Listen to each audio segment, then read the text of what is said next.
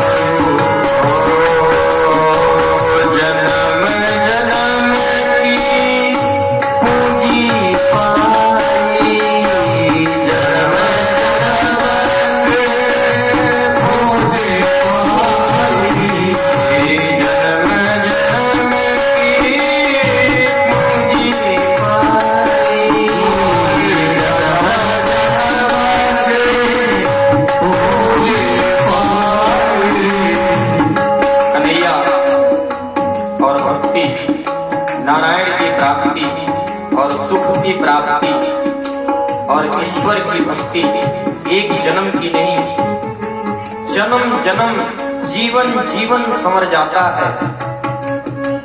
अगर हमें बड़े अच्छे ढंग से श्रीमद् भागवत कथा को समझना है तो सूरदास की आंखों से समझिए, जिन्होंने सूर सागर को लिखा है, और मीराबाई के घुघरू की आवाज से समझिए, तब आपको पता लगेगा।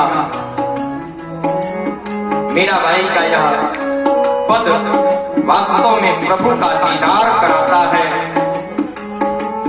एक बड़े कुल में जन्म लेकर राजा के घर में, महाराणा सांगा के घर में इनका विवाह हुआ, लेकिन कन्हैया से इतना प्रीति बढ़ गई कि कन्हैया को छोड़कर, कन्हैया का नाम का स्मरण छोड़कर उन्होंने अन्यत्र किसी के विषय में नहीं सोचा। तो श्रीमद् भागवत कथा और नारायण को प्राप्त करना है तो मीरा के घुघरू के छन की आवाज से और सूरदास जी की नेत्रों से देखने का प्रयास करें। ओ खर्चे नहीं कोई चोर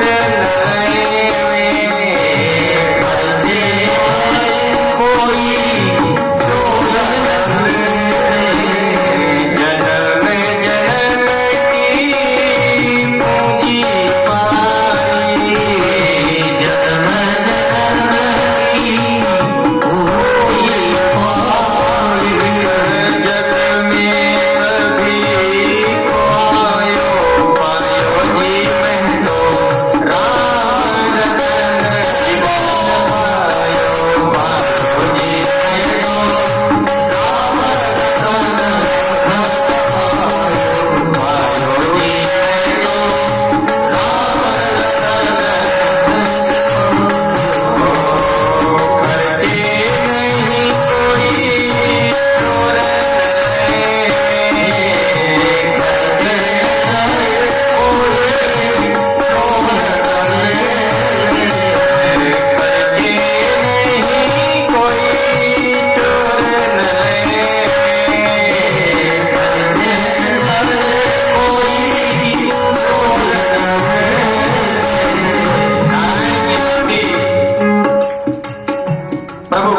की भक्ति, नारायण की भक्ति।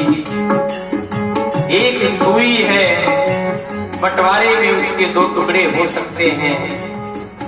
धन दौलत सब कुछ आएगा और चला जाएगा, लेकिन प्रभु की भक्ति और ज्ञान वह सिर्फ और सिर्फ अपने जीवन की सार्थकता है, और उस सार्थकता को मनुष्य छोड़ देता है और मोह माया में भटकने लगता है। कैसे विडंबना है। खर्चे नहीं कोई चोर न रहे, खर्चे नहीं कोई चोर न रहे, खर्चे नहीं कोई चोर न रहे, खर्चे नहीं कोई चोर न रहे। दिन दिन बढ़त समायो जीवनो, राम रतन भयो जीवनो,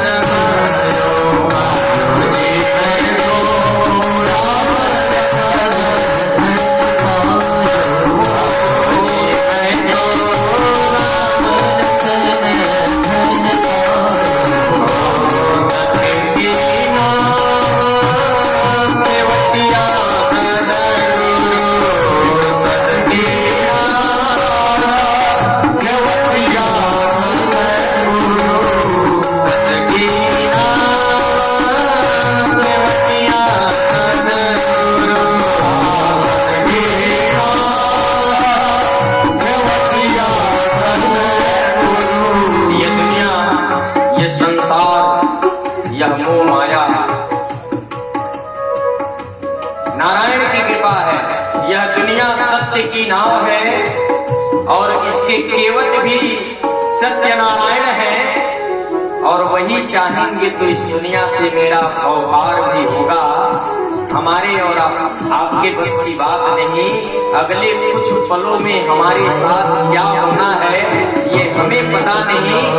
जिसने हमें भेजा है उनको ये पता है।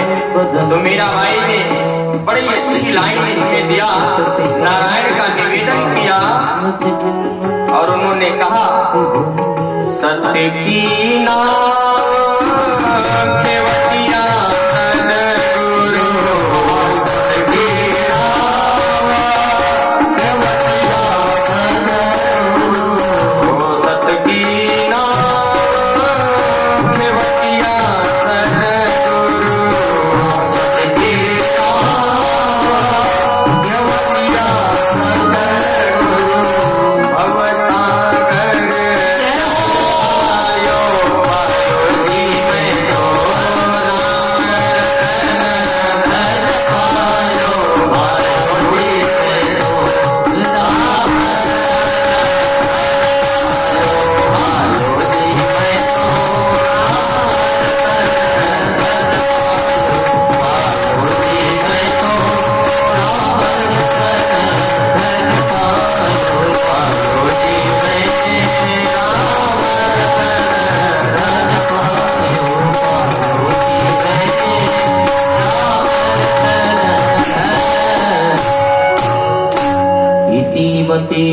बोल सच्चिदानंद भगवान की जय। आइए, भीष्म पितामह जी ने स्तुति की, हम सभी ने भी स्तुति की।